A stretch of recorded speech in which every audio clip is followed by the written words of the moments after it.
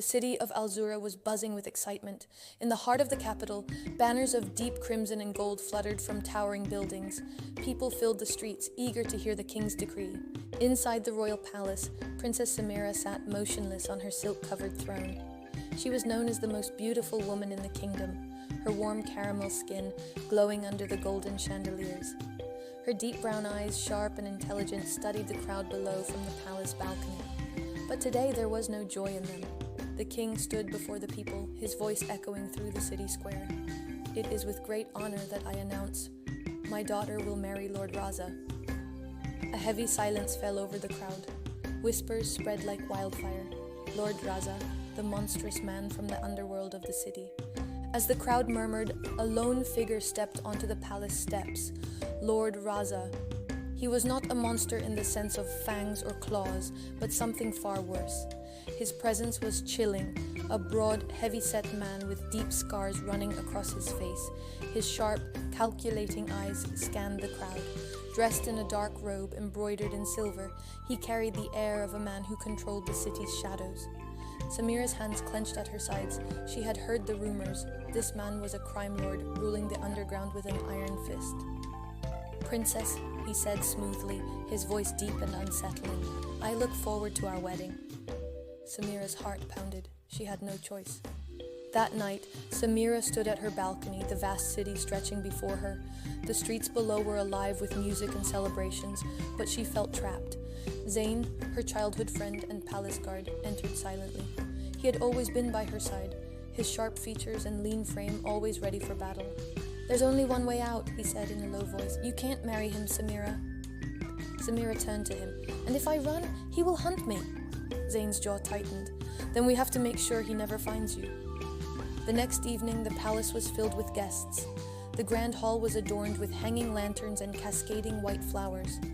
Musicians played their instruments, but beneath the music was an unshakable tension.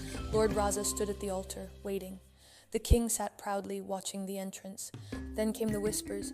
"The princess, she's gone." A hush fell over the hall. The wedding was about to begin, but the bride was nowhere to be seen. Lord Raza's smile faded. His fingers curled into fists. "Find her!" he growled. Samira ran through the narrow alleyways, her silk cloak billowing behind her. The streets of Al-Zura were alive, filled with vendors, horses, and beggars. Zayn led the way, weaving through the chaos. "They'll search the gates first," he said. "We have to disappear inside the city." Samira's heart pounded. If they were caught, there would be no mercy. Behind them, the distant sound of armored boots echoed. Lord Raza's men were coming.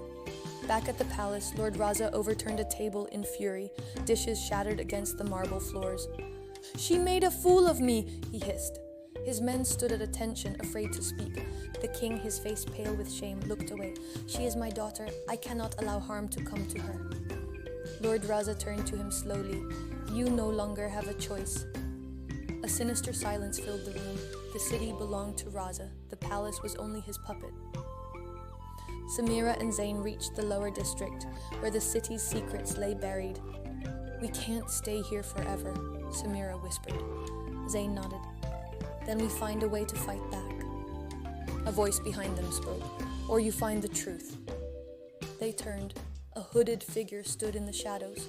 And in that moment, Samira realized her disappearance was only the beginning.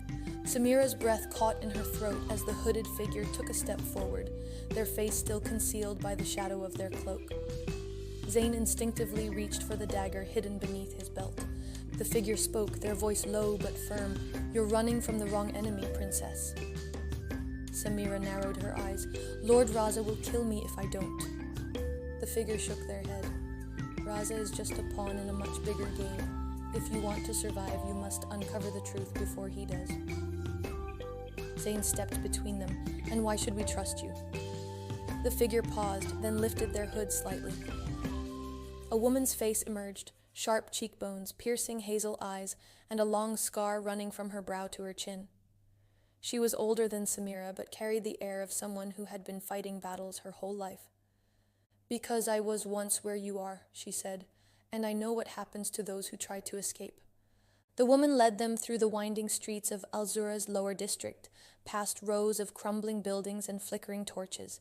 She moved quickly, never looking back. Finally, she stopped before a rusted iron door hidden between two abandoned warehouses. She knocked twice in a rhythmic pattern. The door creaked open, revealing a dark passageway. "Come," she whispered, "before they find us." Samira hesitated, glancing at Zayn. He gave her a slight nod. Together they stepped inside. The underground chamber was unlike anything Samira had ever seen. A network of tunnels stretched before them, lined with burning torches and stacks of stolen documents. Dozens of people, men, women, and even children, moved through the space, whispering in hushed voices. "This is the only place Raza's men won't find you," the woman said, "for now." Samira sat across from the woman at a wooden table, the dim torchlight casting flickering shadows across their faces. "You think your father is an honorable king," the woman said, her fingers tracing the rim of a metal cup. "But everything he built, this palace, this kingdom, it was done with Raza's help." Samira's fingers tightened around the edge of her cloak. "That's not true." The woman sighed. "It is. Raza didn't just rise to power, he was placed there.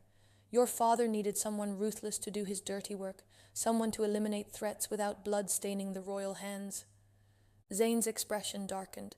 "And now that Raza is too powerful, the king has lost control." The woman nodded. "That's why he's forcing you to marry him, to buy more time, but it won't work." Samira felt her stomach twist. "Then what will?" The woman met her gaze.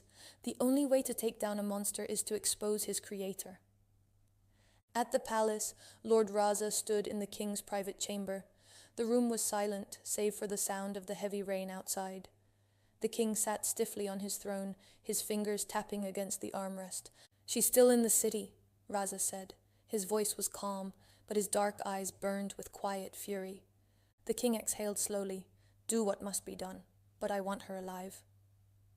A slow, cruel smile stretched across Raza's face. "Of course." He turned to his men. "Seal the city. No one leaves. Search every house, every market, every alley." As he stepped out into the storm, Raza's mind was already calculating. He knew Samira wasn't just running. She was planning something, and whatever it was, he would stop her. In the underground tunnels, Samira gripped Zayn's arm. "We need to move." The hooded woman nodded. "Raza will find this place soon. There's only one way to stay ahead of him." Zayn raised an eyebrow. "And what's that?" The woman leaned in. "We don't run anymore. We make him come to us." Samira's heartbeat quickened. "What are you suggesting?" A slow, knowing smile crossed the woman's scarred face. "We expose the truth, publicly." Zayn hesitated. "That would be suicide." "Maybe," the woman said. "But if you want to bring down Raza, you don't fight him in the dark. You drag him into the light." Samira's mind raced. The plan was dangerous, deadly even, but it was the only chance they had, and the city was watching. Samira took a deep breath and met the hooded woman's gaze. "We expose him, but how?" The woman unrolled a tattered scroll, revealing a detailed map of the city. "Tomorrow, Raza will be at the Grand Assembly. Every noble, merchant, and commoner will be gathered. If we reveal his crimes before them all, he won't be able to silence us." Zayn crossed his arms. "And what stops him from killing us on the spot?" The woman's lips curled into a smirk. "The people. Once they know the truth, Raza's power crumbles. The king will have no choice but to act." Samira exhaled, determination setting in her dark eyes. "Then we do it." The Grand Assembly Hall was packed with hundreds of people, city officials, traders, warriors, and common citizens. Gold-trimmed banners hung from the marble pillars, and the air buzzed with hushed conversations. At the front of the chamber, Lord Raza stood beside the king, his dark robes gleaming under the torchlight. His piercing gaze swept over the crowd, searching for any sign of Samira. Then the doors burst open. Samira strode in, her royal blue cloak flowing behind her. Gasps rippled through the crowd. Zayn followed closely, carrying a bundle of scrolls. Behind them, members of the underground resistance filtered into the hall, blending with the audience. The king's face darkened. "Samira?" Before anyone could stop her, she spoke, her voice steady, loud, commanding. "I have come to tell the truth." The hall fell silent as Samira unrolled the scrolls. For years, Lord Raza has ruled through fear. He has stolen, tortured, and destroyed innocent lives, all while claiming to serve the king. Murmurs spread through the crowd. Raza's jaw tightened. "Lies!" he hissed. Samira turned to the king. "You once trusted him, but he has betrayed you. He doesn't serve the throne. He serves only himself." Zayn held up another scroll. "These are records of illegal trade, bribes, and executions, all ordered by Raza." The nobles whispered furiously. The commoners clenched their fists. The room's energy shifted. The king's face paled as he scanned the documents. Then he looked up at Raza. "Is this true?" Raza's fingers twitched toward the dagger at his belt. Before he could react, a group of guards stepped forward, swords drawn. The king's voice was cold. "Lord Raza, you are under arrest." As Raza was dragged away, the tension in the room broke. People cheered, some in relief, others in triumph. Samira turned to the king. "The people deserve a leader who stands for justice." The king looked at her for a long moment, then finally spoke. "And that leader should be you." Gasps echoed through the chamber. Samira's heart pounded. "What?" The king stood. "You have proven yourself wiser and braver than I ever imagined. The kingdom needs a new future, one built on truth, not fear." Samira looked at the faces around her, the people she had fought for, the people who now looked to her with hope. She took a deep breath and bowed. "Then I will lead, not as a ruler, but as a servant of the people." Samira's story was not just about rebellion, it was about the courage to stand for what is right, even when it seems impossible. Truth may be hidden for a time, but it cannot be silenced forever. When people unite for justice, no tyrant can stand against them, and sometimes the bravest leaders are the ones who never sought power, but instead sought to serve. Hope you liked this story. Subscribe if you find the story interesting.